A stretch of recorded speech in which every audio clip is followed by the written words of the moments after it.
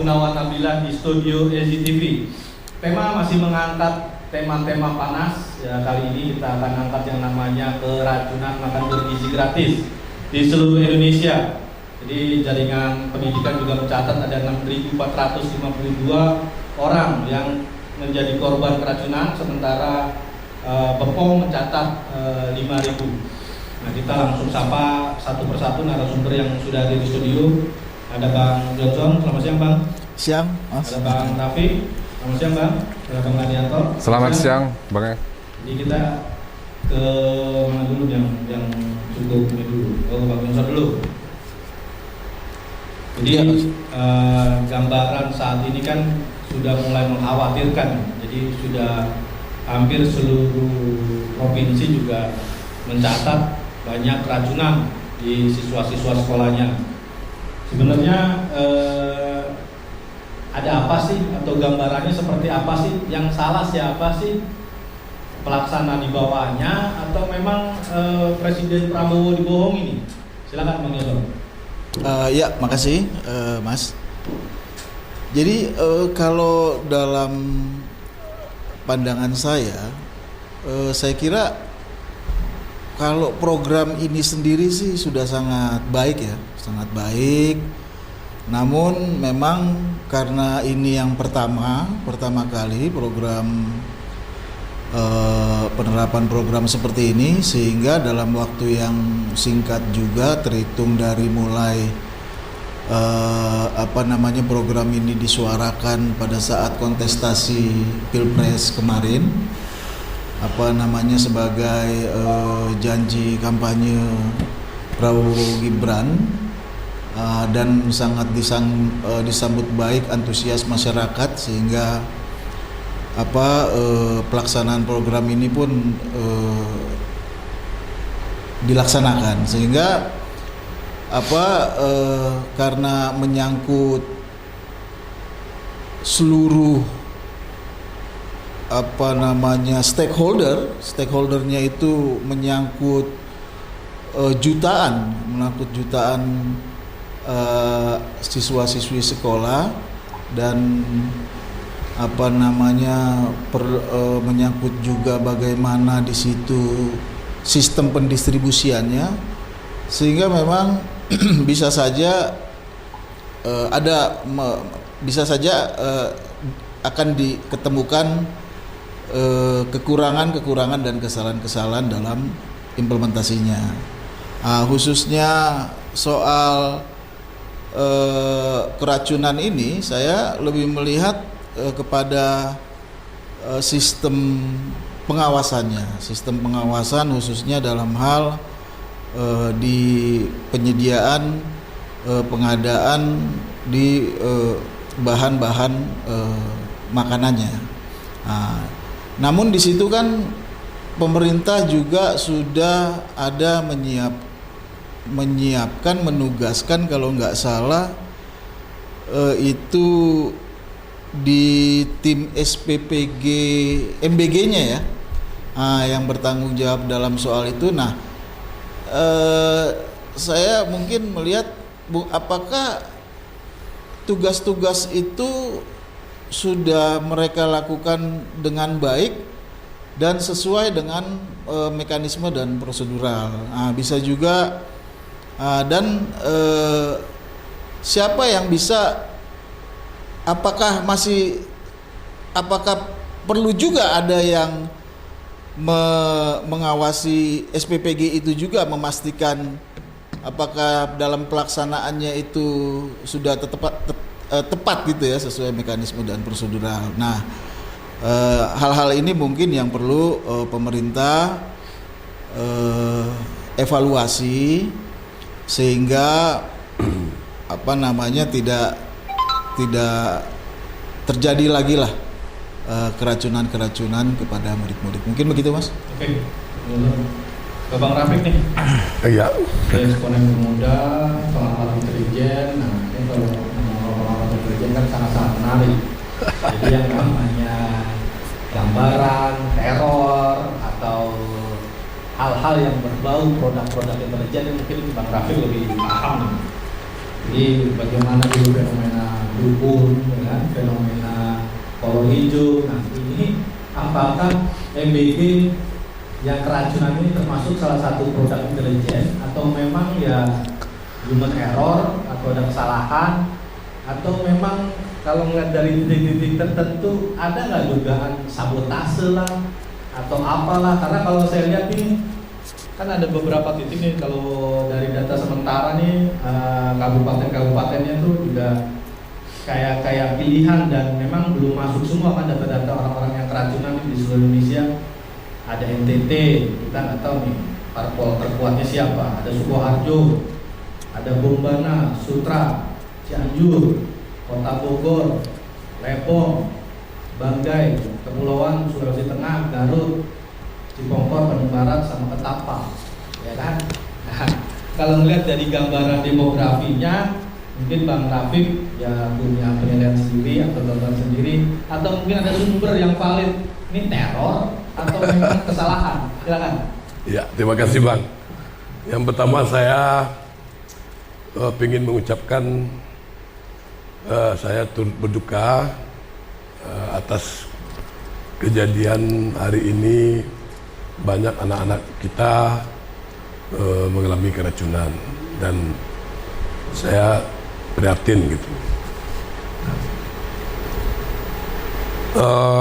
Tadi seperti yang Bang sampaikan, saya akan bicara sedikit mengenai program MBG ini dari analisa politik dan intelijen ya. Seperti yang kita tahu, Pak Prabowo hari ini itu saya apresiasi.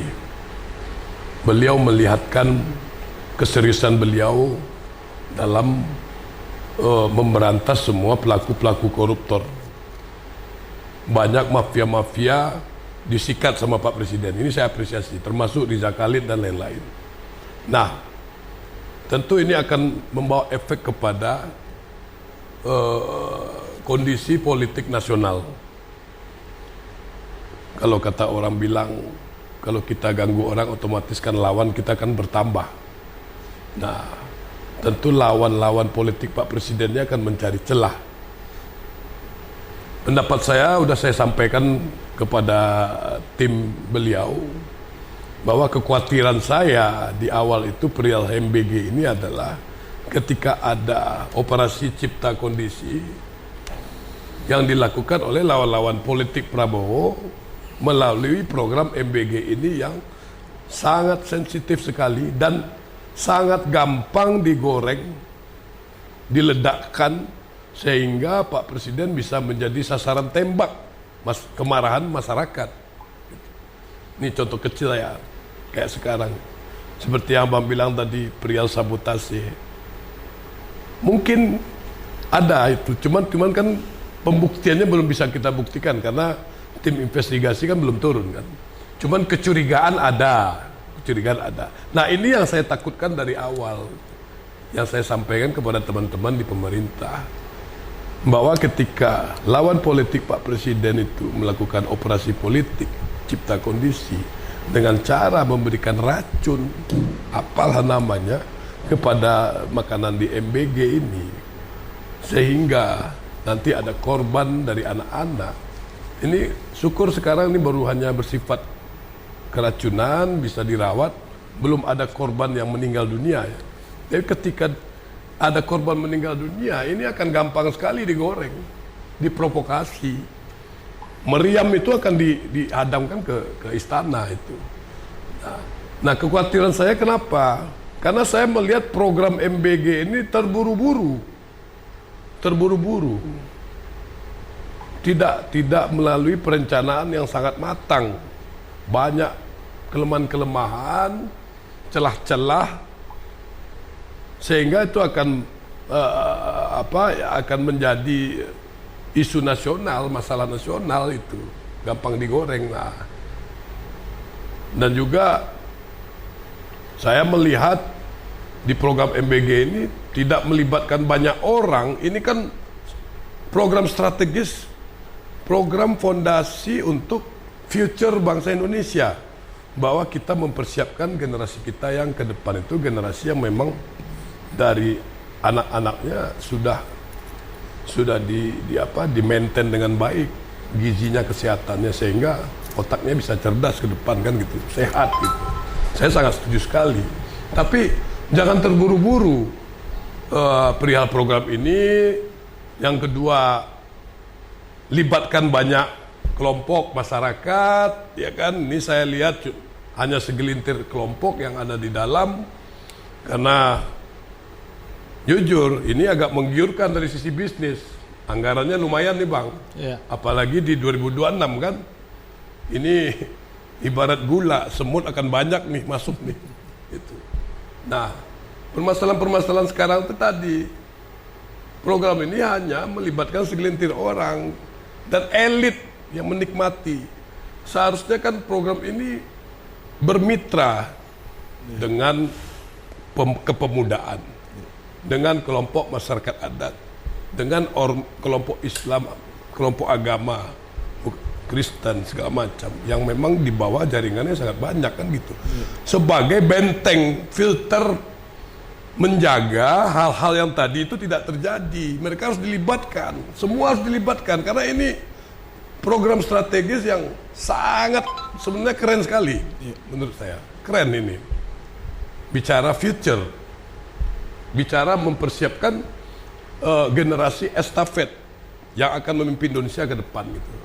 Nah, cuman menurut saya hari ini ya, menurut saya lebih baik di stop dulu, dikaji benar-benar, dievaluasi benar-benar, libatkan orang banyak, libatkan kemitraan, bikin MOU, ya kan?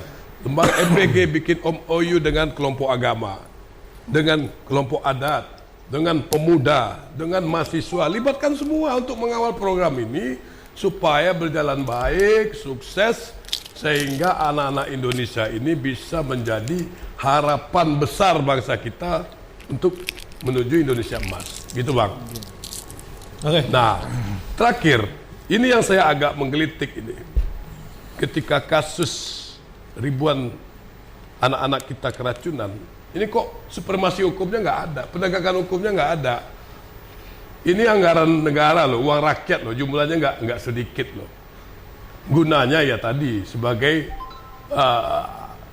sistem controlling lah ya, controlling sistem yang membuat efek jerah ke depan sehingga tidak ada lagi kasus-kasus seperti ini.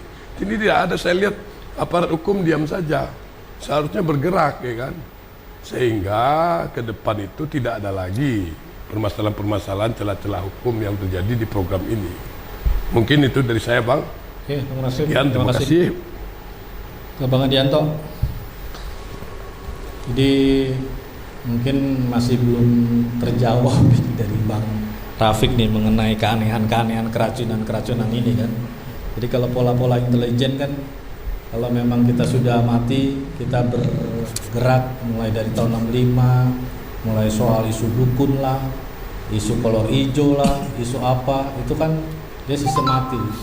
Jadi apakah ini gejala-gejala MBG ini mengarah ke sana, atau memang ini human error, atau memang manajemen, atau memang apa gitu pandangan Bang Adianto? Silakan.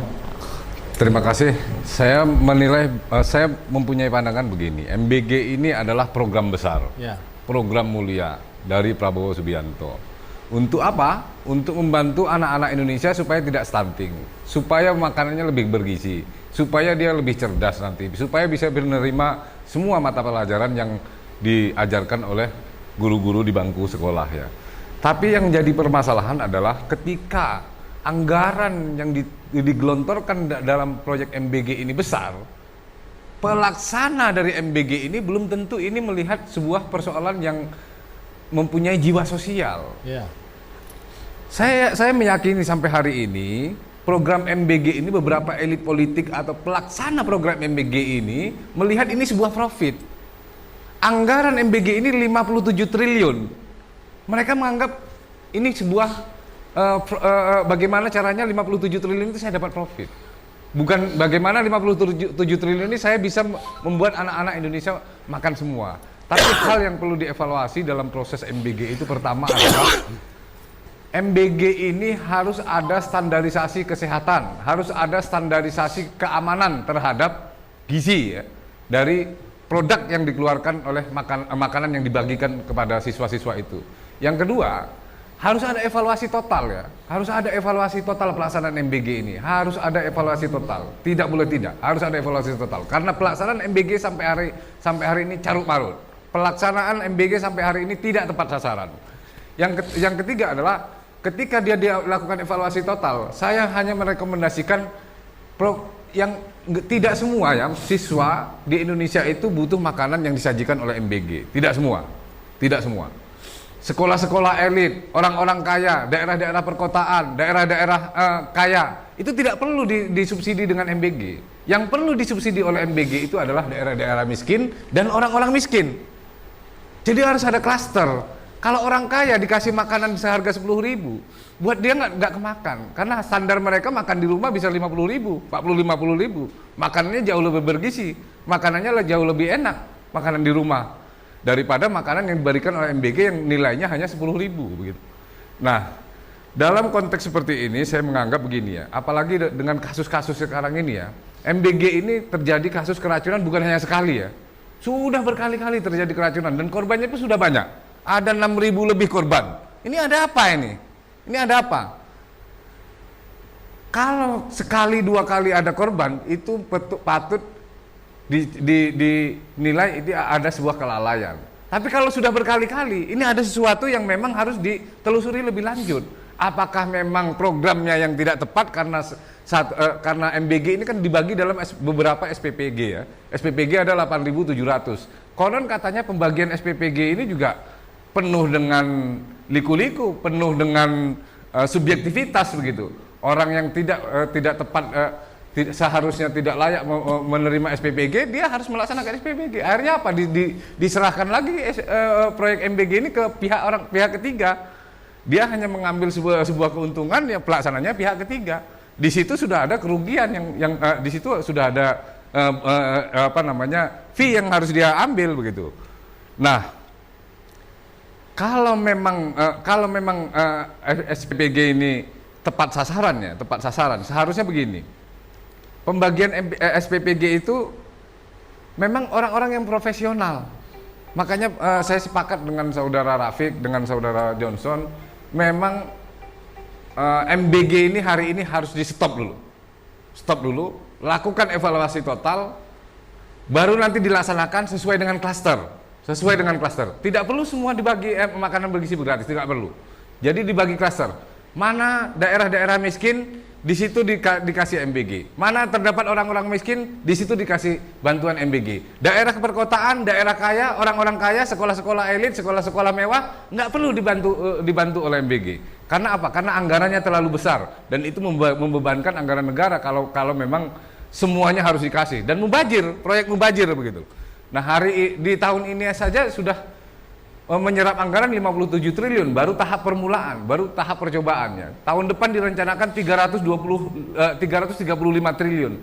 Bayangkan, uang 335 triliun kalau tidak tepat sasaran, apa ininya gitu.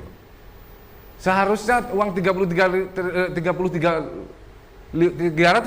triliun kalau dia tepat sasaran untuk membantu anak-anak kita, dia akan lebih maksimal. Maksud saya yang perlu dibantu dalam program MBG bantu. Tapi kalau yang nggak perlu nggak usah dibantu. Sekolah-sekolah elit nggak perlu dibantu. Daerah-daerah perkotaan yang kaya nggak perlu dibantu. Yang perlu dibantu adalah daerah-daerah miskin, orang miskin, dan itu harus diklaster, harus dipetakan. Pelaksana MBG hari ini harus benar-benar harus benar-benar melakukan evaluasi total. Hentikan sekarang, lakukan evaluasi total, karena ini adalah program dari Prabowo yang memang menjadi program unggulan untuk mencerdaskan dan untuk mengantisipasi supaya anak Indonesia itu jauh dari stunting, ancaman stunting, lebih bergizi, lebih cerdas, dan pertumbuhannya lebih baik. Saya pikir sementara itu, Bung Haji. Terima kasih. Saya kembalikan.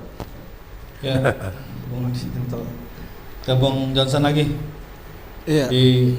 Tadi juga sebelum kita naik kan sempat diskusi kecil kan mengenai tumpang tindih. Iya. Di Jakarta kita punya namanya kartu Jakarta Pintar, di Indonesia kartu Indonesia Pintar, ada KJP Plus, ada orang tua murid yang tidak mampu juga masih antri sembako, daging, sayur itu pakai kartu itu. Nah, tumpang tindih antara MBG atau di Jawa Barat juga Deddy Mulyadi juga sempat punya usul, udah kasih aja duit untuk orang tuanya masak. Jadi banyak solusi-solusi, atau kemarin dokter siapa tuh yang sempat di DPR, nah itu juga sempat ngasih beberapa solusi yang menarik tentang untuk mencegah tidak terjadinya keracunan-keracunan. Ya mungkin ini kayak ya tadi kayak kesurupan di suatu tempat, tiba-tiba di Indonesia kok semuanya kesurupan. Nah ini keracunan itu baru sekitar 7 atau 8 provinsi. Ini bisa menular ke 30, hampir total seluruh Indonesia bisa terjadi nih, karena yaitu yang namanya pengawasannya juga, atau tadi saya baca di Kemenkes juga dari 8.500 sekian SPBG yang punya surat laik kesehatan higienis itu cuma 34, jadi bisa dibayangkan. Jadi kalau ada 8.000 dapur yang tidak memiliki tadi surat itu kan, ya bisa aja 8.000 kali 3.000, kan satu SPBG itu kalau nggak salah melayani 3.000 dalam jarak 3 km. Itu bisa aja hampir ratusan ribu bisa nanti potensi keracunan, atau memang ada kesengajaan atau bagaimana? Bang Johnson, silakan tanggapannya. Ya, makasih Mas.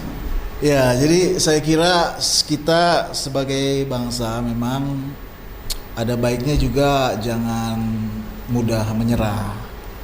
Sebagai bangsa yang tangguh, apalagi kita dulu merdeka ini tanpa senjata-senjata yang modern.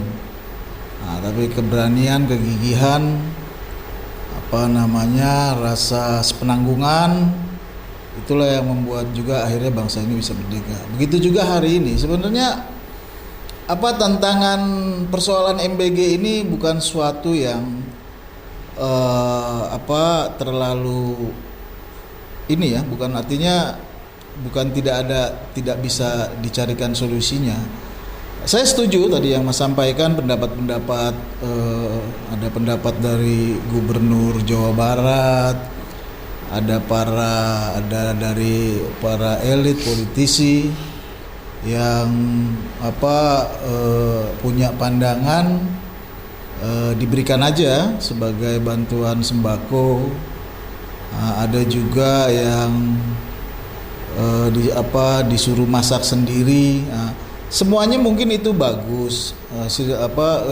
Ada baiknya juga dilakukan kajian untuk mengelaborasi semua masukan dan pandangan itu.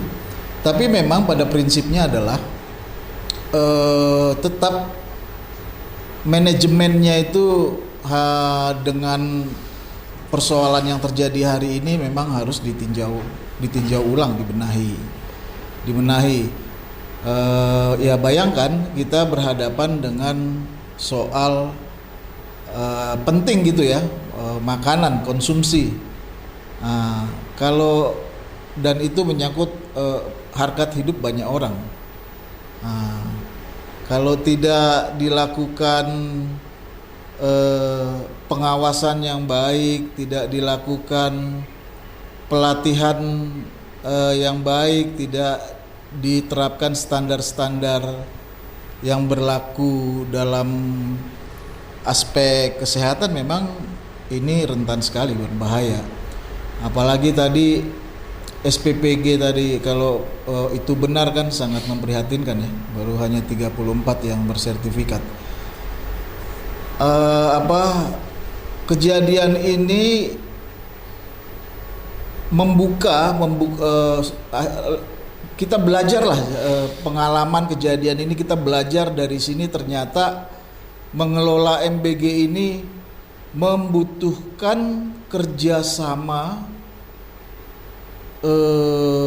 semua pihak terkait.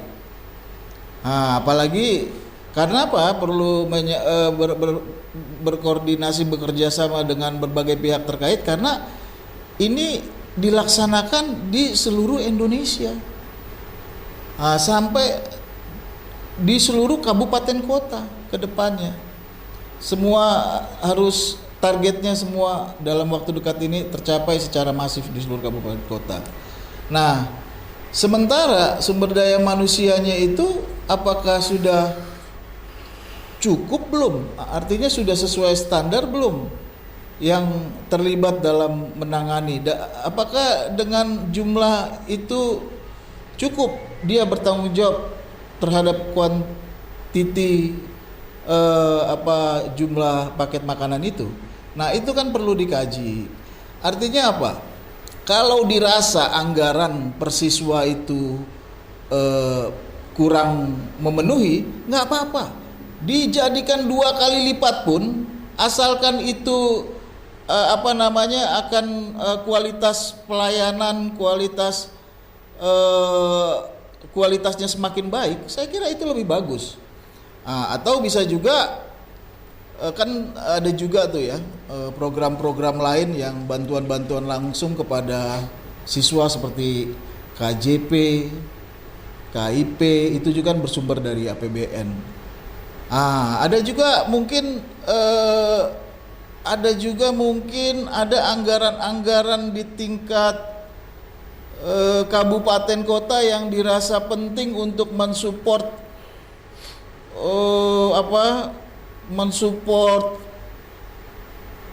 pengelolaan MBG ini. Nggak apa-apa, dia bisa bersinergi, anggaran itu bisa bersinergi.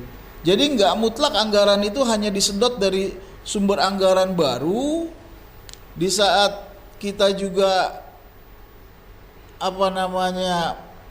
pendapatan negara kita ini juga masih punya kewajiban, beban-beban, persoalan-persoalan lain juga yang nggak kalah besarnya, ya khususnya soal hutang negara gitu. Ya, itu kan juga beban APBN ya. Nggak apa-apa, kita coba inilah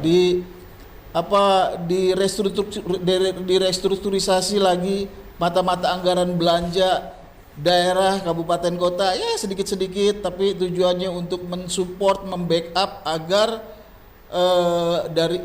mungkin pembekalan terhadap SPPG-nya terpenuhi, atau mungkin ada lagi pelibatan itu tadi yang disampaikan Bang Raufik tadi soal keterlibatan tokoh adat, masyarakat, organisasi kepemudaan yang ikut secara langsung maupun tidak langsung sebagai supervisor, agar mereka itu ada yang mengingatkan.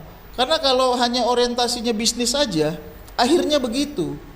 Yang diinikan hanya untung ruginya, tapi tanggung jawab moralnya tidak dikedepankan. Jadi saya kira itu Mas. Jadi kalau dirasa anggarannya kan kurang pun, daripada tumpang tindih, ini ada KIP, KJP segala macam, ada anggaran juga mungkin di pos-pos belanja SKPD kabupaten kota, nggak apa-apa, ini dielaborasi dalam rangka itu tadi suksesi MBG ini, karena ini sangat penting apalagi bagi adik-adik kita yang berada di daerah tertinggal. Ini sangat penting, yang kalau nggak ada MBG ini, itu saya pernah lihat itu ada satu. Tapi poin untuk evaluasinya seperti apa?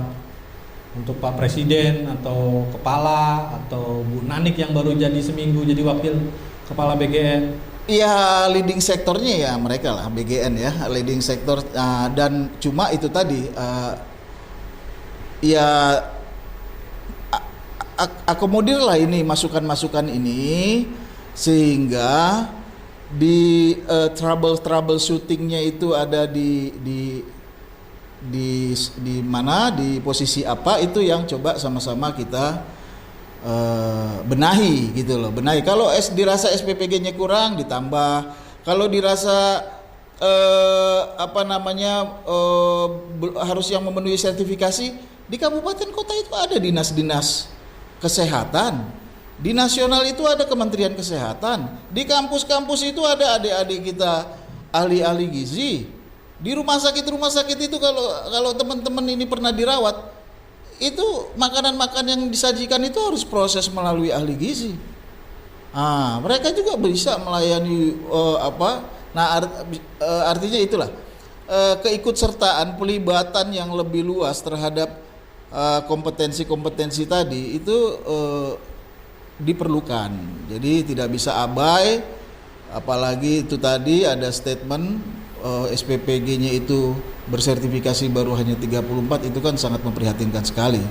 Jadi keterlibatan itu Mas, jadi keterlibatan berbagai stakeholder yang terkait dengan pengadaan makanan, pendistribusian, itu semua pihak-pihak yang terkait di situ lebih dipersiapkan kembali. Itu kira-kira Mas. Oke, Bang Johnson, ke Bang Rafiq nih yang belum selesai nih. Ini Tentang- udah diborong semua nih sama Bang Johnson. Masih Yang banyak. tadi ya.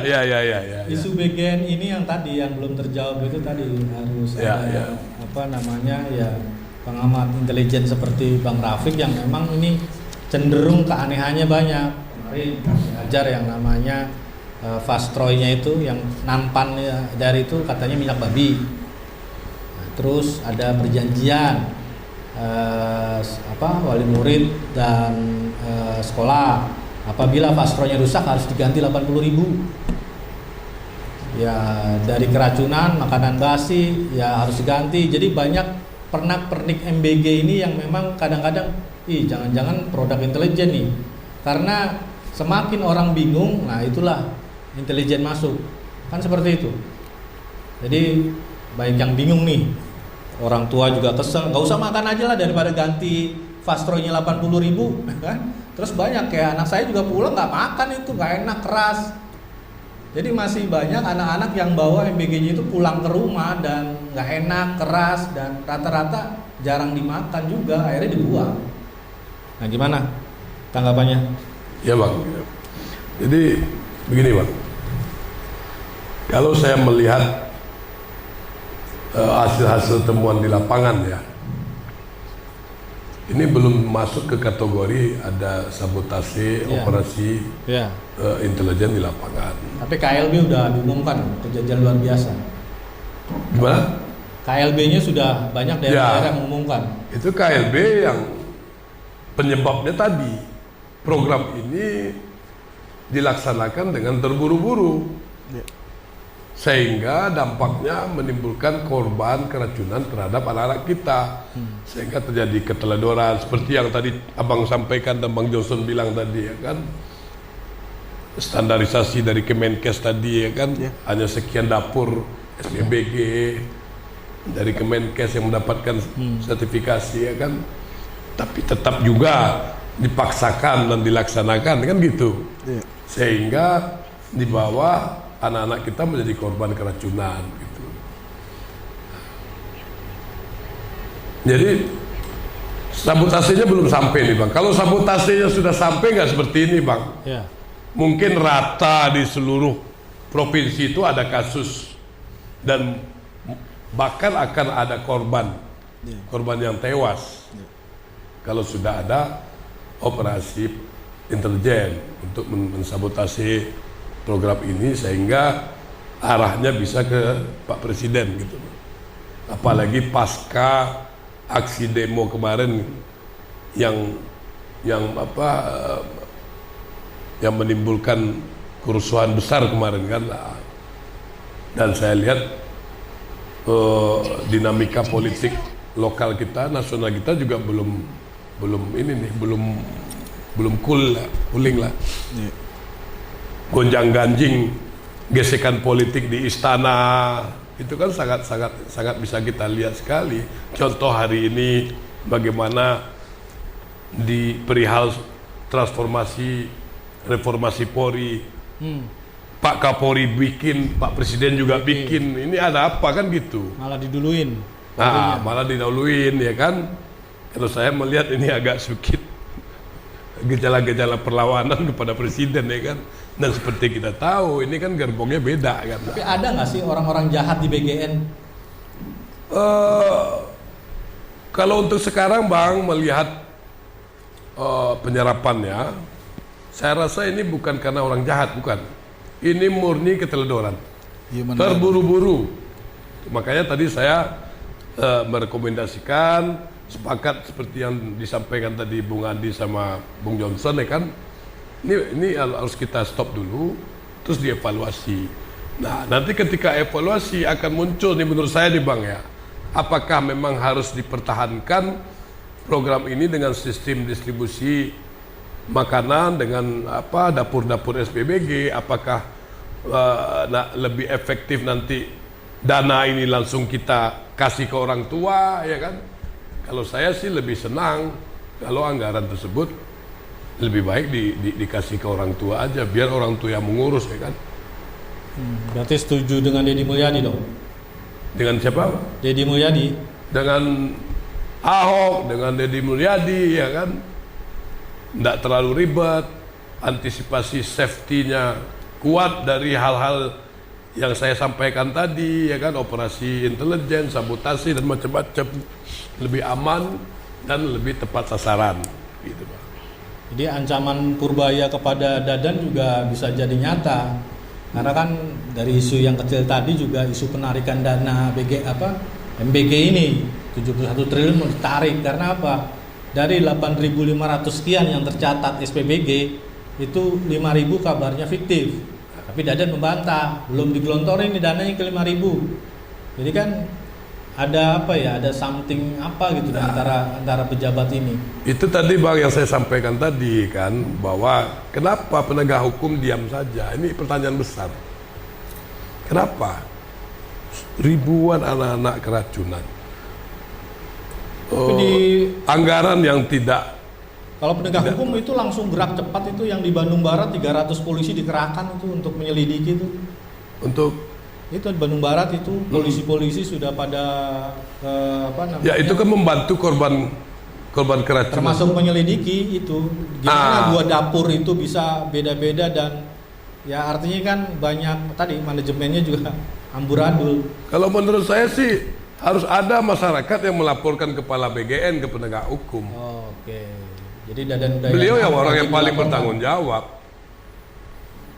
Ini kan uang rakyat, uang negara. Ada aturan mainnya, ada payung hukumnya, ya kan? Sampai sekarang tidak ada itu. Ini pertanyaan besar bagi saya, dan saya harapkan Pak Presiden Prabowo segera turun tangan nih, karena ya kita tagih juga kan janji beliau dalam hal menumpas korupsi ya kan. Karena ini saya lihat ada dugaan-dugaan ke arah sana. Ya seperti tadi Abang bilang 5.000 fiktif, masalah sewa kantor MBG ya kan, yang lagi ini juga dibahas sama publik ya kan. Banyak dugaan-dugaan pembocoran anggaran, penggelembungan anggaran macam-macam lah. Ini nggak bisa dibiarkan Bang ya. Dan saya berharap aparat hukum jangan menunggu perintah presiden lah, langsung lah ya kan, turun tangan, panggil itu kepala BGN dan jajarannya, periksa mereka. Kalau memang diduga ada unsur pidananya ya dihukum lah. Dan saya yakin kalau itu dilakukan, kedepannya program ini akan berjalan dengan baik dan masyarakat akan banyak mendukung presiden gitu Bang. Jadi dari saya itu saja. Saya melihat dari sisi politik dan ini ya, intelijennya ya, dan juga akan berhubungan kepada payung hukum ya kan. Ya. Gitu. Oke, Bang Rafiq, ke Bang Adianto. Jadi kalau kemarin kata Pak Dadan dari 8.500 sekian SPBG, 5.000 digambarkan fiktif, tapi dia bantah. Dia bilang belum jalan yang 5.000 ini karena patokannya adalah dana yang dibayarkan. Jadi ternyata baru sekitar 3.000 lah yang ditransfer dari BGN ke SPBG itu. Artinya masalah di MBG ini masih merangkap. Jadi terobosan fiskalnya nggak ada, tidak ada konsolidasi aset, dapur, alat masak, SDM-nya, terus nggak ada jaminan tata kelola di lapangannya juga. Masuk nih yang keracunan nih, krisis centernya kok nggak ada. Nah, jadi artinya banyak bolong. Jadi bagian ini bolong, sibuk dengan orang-orangnya, termasuk baru awal aja tadi yang Bang Rafiq bilang, dia sewa kantor aja yang di online 15 miliar, pagunya 82 miliar. Artinya ada orang jahat di situ, Bang Dianto. Oh, iya, iya. Nah, kalau ngelihat dari fenomena ini kan sepertinya nih kayak dicicil, oke nih kayak nggak ketara, jadi kayak main sembunyi-sembunyi, tiba-tiba nanti ya kayak Kalimantan Barat kemarin itu kan masakannya ikan hiu. Tiba-tiba ternyata ikan hiu itu mengandung merkuri lah, mengandung apa, ini itu ratusan juga. Jadi makanya tata kelola di lapangan ini nggak bener, dan dia membantah tapi sibuk, cuan gue mana nih? Ya kayak yayasan nggak dibayar karena mungkin tak ada setoran atau ada apa. Karena mereka dari angka 15.000 itu yang ditulis oleh para orang-orang kan pada keliling cari investor. Pokoknya satu dapur tuh 1,3 miliar. Nanti lo untung dari 15.000 2.000 nih dari patok. Ya kan kayak orang bangun jalan aja, oke lah 2.000, tapi tiba-tiba dikurangin.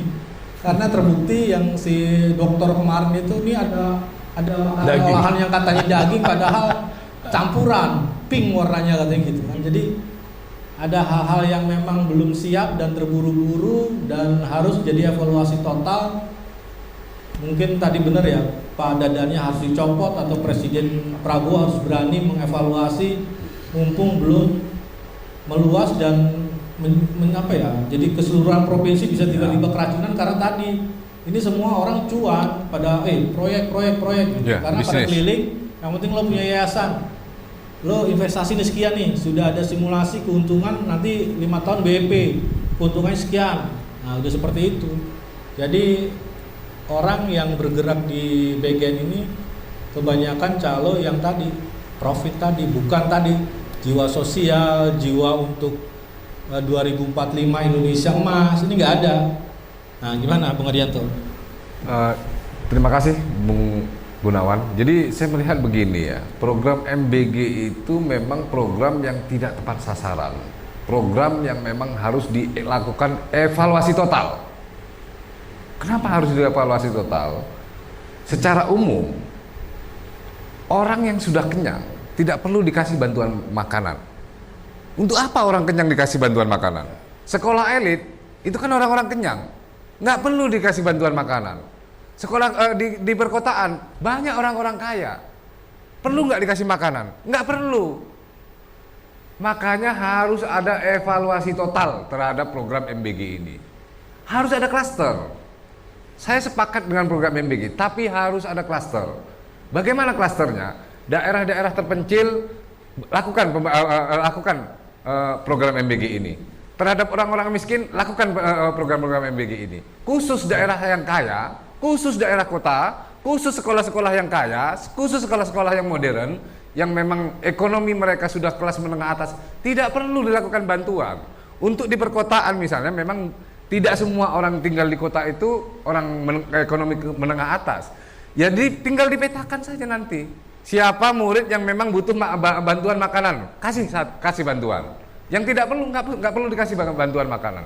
Yang pertama, harus dilakukan evaluasi total. Yang kedua, pelaksanaan MBG ini kan hari ini caruk marut ya, amburadul, caruk marut, nggak karu-karuan, menghabiskan anggaran triliunan rupiah, bukan hanya miliaran ya, triliunan rupiah. Ini uang negara yang harus ada pertanggungjawabannya, bukan uang negara digunakan begitu saja tidak ada pertanggungjawabannya. Menurut saya dengan beberapa kejanggalan dalam pelaksanaan MBG ini, kepala MBG harus mundur dan harus dilakukan audit terhadap pelaksanaan MBG ini. Kalau memang terjadi kebocoran, kalau memang terjadi kesalahan, kalau memang terjadi tindak pidana, lakukan proses hukum. Pak Prabowo, jangan sampai BGN ini mengatasnamakan ini program unggulan Prabowo, ini program unggulan Prabowo, hanya mencari nama terhadap Prabowo, tapi sebenarnya itu menjerumuskan bagi Prabowo itu sendiri. Kenapa menjerumuskan? Laporan ke atas, ini MBG bagus, ini sudah terlaksana, ini sudah ini, tapi ternyata fakta di lapangan banyak makanan yang dibuang karena dibantu di sekolah elit, mereka nggak mau makan, buang makanannya. banyak yang pembagian kuota yang karena kuota ini dibagi-bagi tidak sesuai dengan orang profesional, akhirnya dia harus melimpahkan ke orang yang memang profesional. Di situ dia ngambil fee pembagian SPBG, pembangunan rumah makan dapurnya, karena anggaran yang sangat fantastis ya, anggaran yang fantastis 52 triliun. Ini anggaran yang sangat fantastis. Tidak semua orang menganggap ini adalah tanggung jawab moral kita untuk membangun anak-anak bangsa. Tapi banyak orang menganggap ini sebuah bisnis, ini sebuah profit oriented. Ini yang berbahaya. Antara niat seseorang pelaksanaan MBG terhadap sama dengan niat Pak Prabowo untuk memajukan anak-anak bangsa ini berbeda. Yang pertama punya niat untuk supaya anak-anak bangsa ini lebih cerdas, lebih bergizi. Tapi yang lain menganggap ini bisnis. Anggarannya 50 sekian triliun. Bahkan untuk tahun depan anggarannya 335 triliun. Bisnis ini. Ini yang berbahaya bagi pelaksanaan MBG. Makanya saya merekomendasikan MBG ini pertama harus di stop. Yang kedua, lakukan evaluasi total. Yang ketiga, harus ada klaster. Yang keempat, harus ada standarisasi gizi dan harus ada standarisasi keamanan terhadap pangan yang dibagi itu sendiri. Harus ada standarisasi. Libatkan Kemenkes, libatkan yang lain-lain, libatkan semua. Karena program ini kan melibatkan dibagikan seluruh Indonesia. Jangan hanya segelintir orang sok tahu, sok ini, sok segala macam melakukan, akhirnya amburadul. Tidak ada pertanggungjawaban keuangan, tidak ada evaluasi apa segala macam. Jadi itu aja Bung Eji, saya hanya meminta kepada Kepala BGN, kalau memang Anda sudah tidak sanggup melaksanakan program yang diamanatkan oleh Presiden Prabowo, sebaiknya Anda mundur. Dan Pak Prabowo, kita memesan Pak Prabowo, kalau memang Kepala BGN mundur, ya lakukan evaluasi total terhadap program MBG ini. Seperti beberapa hal yang harus diperhatikan tadi. Pertama masalah harus ada klaster, yang kedua harus ada standarisasi gizi dan standarisasi pangan. Yang ketiga, tidak semua orang harus dibantu ya, tidak semua orang harus dibantu. Orang yang kenyang, orang yang harus dibantu itu kan orang yang lapar, bukan orang yang kenyang. Yang harus dibantu itu orang yang miskin, bukan orang yang kaya. Kalau orang kaya nggak perlu bantuan mereka. Yang harus dibantu itu adalah orang yang miskin, orang yang lapar, orang yang memang terlantar, itu bisa dibantu. Kalau orang yang mapan, orang kaya, orang kenyang, ya nggak perlu dikasih makanan. Saya pikir itu Bung Haji, prinsipnya yang harus dibantu itu adalah orang yang butuh ya, bukan orang yang nggak butuh. Jadi jangan dihambur-hamburkan anggaran ratusan triliun ini untuk orang yang tidak butuh, begitu loh. Itu Bung Haji, terima kasih. Oke, Bung Johnson. Kita udah masuk ke segmen ketiga, cuman poin-poin penting kan sangat menarik kan, tapi saya sudah dengar dari Bung Rafiq, dari Bung Adianto bahwa Dadan Udayana harus copot karena tidak mampu mengelola. Ini baru sekian provinsi, belum kalau nanti menyeluruh. Terus Bung Johnson tadi juga bilang bahwa ini tumpang tindih antara anggaran KIP, KJP yang di Jakarta dan mungkin di daerah-daerah lain ada bantuan-bantuan ke warga-warga itu atau ke para anak-anak sekolah. Ini kan suatu yang memang tata kelola buruk yang seperti kata Bung Adianto bilang. Nah, di closing statement ini mungkin ada poin-poin penting dari Bung Johnson untuk Pak Presiden Prabowo agar tidak terjebak dan tidak permainan-permainan entah ada orang jahat tadi. Jadi kemungkinan besar karena orang jahatnya ada, karena dari awal aja sewanya 15 jadi 82 M itu udah ada indikasi ada orang jahat nih di BGN, dugaan ya. Silakan Bung Johnson. Ya, makasih Mas. Ya, memang ini kalau mindset kita berharap memang baik profesional yang terlibat dalam urusan yang mulia ini ya, urusan soal bagaimana membangun kualitas generasi bangsa, generasi ke depan. Harusnya mereka memiliki ya secara behavior gitu ya, secara perilaku ada rasa ada rasa semacam social responsibility gitu, ada tanggung jawab sosialnya. Nah, cuma kan alat ukur untuk menguji social responsibility seseorang itu kan ya ada alat ukurnya, tapi tetap ya mungkin gampang-gampang susah, tapi ya parameter indikator lain ya dari sistemnya aja lah, dari bagaimana instrumen perangkat yang sudah diterapkan saat ini ditinjau kembali, dioptimalisasikan, mana yang kurang-kurang, mana soal anggaran juga kalau bisa dalam kondisi kita saat ini, supaya jangan dikit-dikit kita nih negara ngutang, kurang untuk ini ngutang. Ya adalah ini semangat untuk merestrukturisasi pendapatan dan pengeluaran belanja negara. Mana yang kira-kira betul-betul penting ya sudah. Atau ekstrimnya kira-kira kalau dirasa ini kementerian kebanyakan, tutup aja, ditutup kementeriannya daripada boros anggaran belanja. Nah, karena akhirnya apa? Akhirnya ketika kita terinspirasi, ketika kita kedapatan semangat untuk melaksanakan satu strategi ke depan seperti pemberian makanan bergizi ini, akhirnya baru dicanangkan, baru ditetapkan soal anggarannya aja udah ribut kesana kemari, padahal kalau menurut hemat saya mah persiswa hanya segitu tuh, aduh jauh dari cukup. Kalau perlu harus ditambahkan, tapi keterlibatan dalam pengawasannya semakin maksimal, dan dari persoalan kualitas makanannya pun semakin baik, ya mutunya gitu ya nggak apa-apa juga, karena kalau mau diuji publik anggaran belanja negara ini mungkin banyak itu belanja-belanja yang tidak penting, tidak relevan. Nah, sehingga seharusnya disitulah ya baik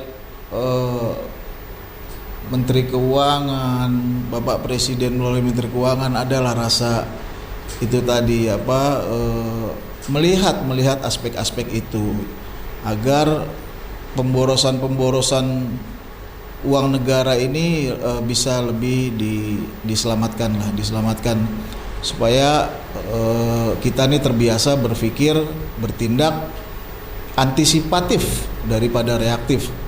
Jangan di situ ada persoalan baru kita reaktif, akhirnya makan waktu penyelesaiannya. Kalau makan waktunya sebentar, kalau lama kan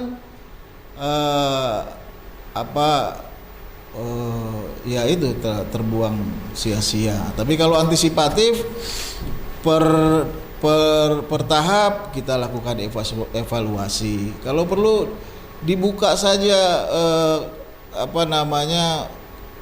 call center kah atau kotak saran kah di tiap-tiap sekolah itu, di bawah tanggung jawab monitoring kabupaten kota.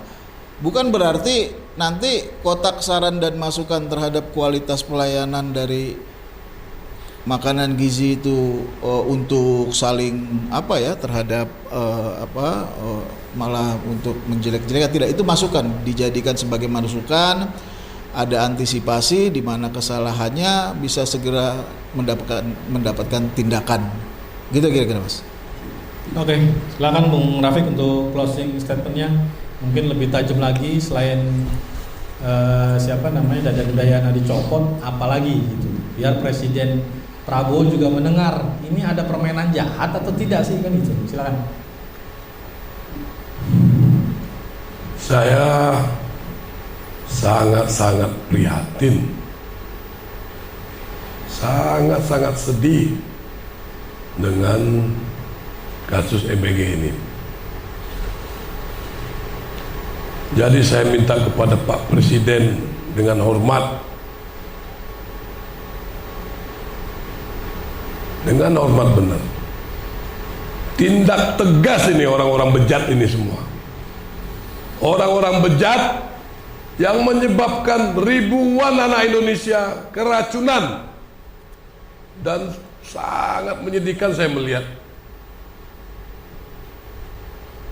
ini gawat sekali Bang, gawat Bang. Ini bukan perilaku manusia-manusia di Nusantara yang asli. Ini bejat ini Bang. Jadi kalau menurut saya minta kepada Pak Presiden pecat semua, ganti tim, bukan hanya kepala BGN saja, ganti tim semua, bangun lagi tim baru yang diisi oleh orang-orang yang profesional, yang menguasai, yang ahli dalam urusan ini. Right man in right place diterapkan. Jangan dibiarkan. Mohon kepada Pak Presiden. Setelah itu, seperti yang Bung Andi bilang tadi, ini kan dana negara harus dipertanggungjawabkan, harus ditelusuri lagi. Dan saya melihat ada banyak pelanggaran-pelanggaran hukum, dan Pak Presiden harus tegas turunkan penegak hukum, selidiki. Kalau memang ada tindakan pidana, hukum sekeras-kerasnya kalau menurut saya, karena ini udah apa, perilaku yang sangat bejat Bang. 6.000-an anak-anak sekolah kita Bang, harapan bangsa kita. Coba kalau kita di posisi orang tua korban, oke lah kalau orang tuanya masih ada ekonominya bagus. Kalau ekonominya nggak bagus, bagaimana lagi itu perawatan anak-anaknya di rumah, biaya lagi. Dan berapa itu uang negara yang keluar untuk mengobati anak-anak keracunan kemarin. Makanya saya bilang ini kacau benar Bang, bejat ini Bang. Saya minta statement saya terakhir kepada Presiden supaya tindak setegas-tegasnya. Kalau perlu ganti pemain Bang, ganti pemain, tim baru, dream team yang baru, yang diisi oleh orang-orang kompeten. Mungkin itu dari saya Bang. Terima kasih. Oke, terima kasih Bung Rafiq. Ke Bung Adianto, closing statementnya mungkin lebih apa ya, bisa mengingatkan juga ke Pak Presiden Prabowo, mungkin tata kelola oknum-oknum yang memang sengaja ditempatkan entah untuk menghancurkan citra Pak Prabowo atau memang apa gitu loh. Jadi memang Pak Prabowo juga harus jelas seperti Bang Rafiq bilang, aparat hukum harus bisa menginvestigasi, anggaran juga harus diinvestigasi, apalagi gitu, biar Pak Prabowo ini bisa mendengar dan tidak ABS aja itu bawahan-bawahannya. Ya kita sudah minta maaf, kita akan mengevaluasi. Kemarin kan saya lihat live-nya itu kan. Jadi permintaan maaf saja si petinggi-petinggi BGN ini terhadap keracunan seperti yang sudah terjadi. Silakan Bung Adianto. Keracunan ini kejadiannya bukan hanya sekali dua kali, bahkan berkali-kali sudah. Saya hitung itu kalau nggak salah sudah 6 atau 7 kali di lokasi yang berbeda-beda. Kalau sekali terjadi keracunan, mungkin ada kelalaian. 2 kali kejadi keracunan, mungkin ada kelalaian. Kalau terjadi berkali-kali, bukan kelalaian lagi, tapi ini adalah sebuah kebodohan. Nah, oleh karena itu kita minta kepada BGN mundur kalau udah nggak sanggup. Jangan karena ketidaksanggupan Anda merusak citra Presiden. Itu yang pertama. Yang kedua, saya katakan tadi, tidak semua orang itu butuh bantuan makanan.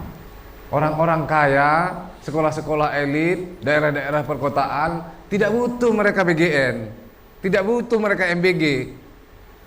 Jadi yang dibantu MBG itu harus diklaster, harus ada klaster. Yang dibagi MBG itu memang daerah-daerah terpencil, daerah-daerah miskin, daerah-daerah terluar, atau orang-orang miskin. Itu aja kategorinya. Dan harus ada standarisasi gizi ya. Makanya harus dilibatkan Kemenkes itu. Harus ada standarisasi gizi.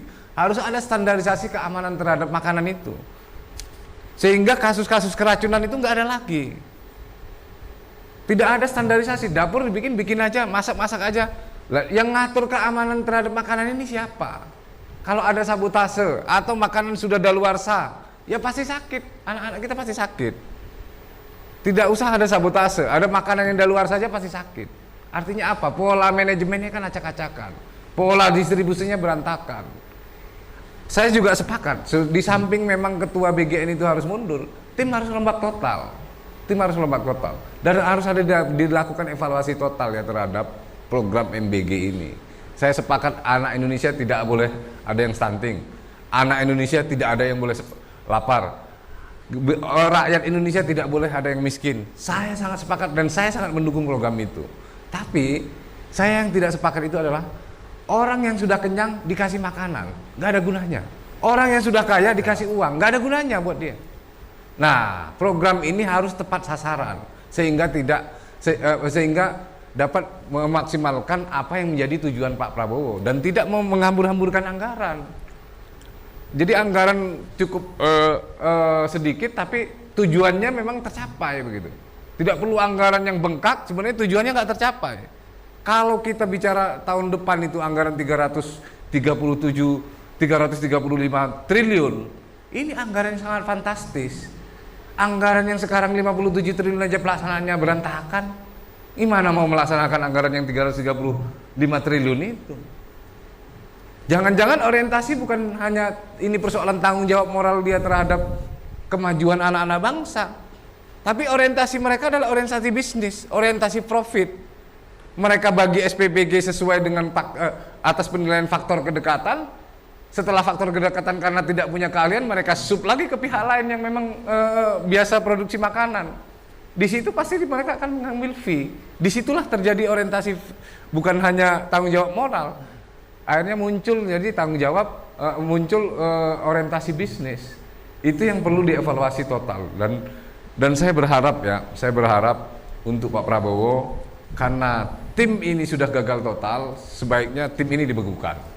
Lakukan evaluasi total. Tim ini dibekukan, lakukan evaluasi total terhadap program MBG, atur secara rigid, atur secara baik-baik bagaimana mekanisme siapa yang harus dibantu MBG ini, bagaimana mekanisme pembantuannya, bagaimana mekanisme pengawasannya, libatkan program pengawasan gizinya, libatkan program pengawasan pengamanan makanannya supaya tidak ada keracunan, supaya tidak ada sabotase segala macam begitu.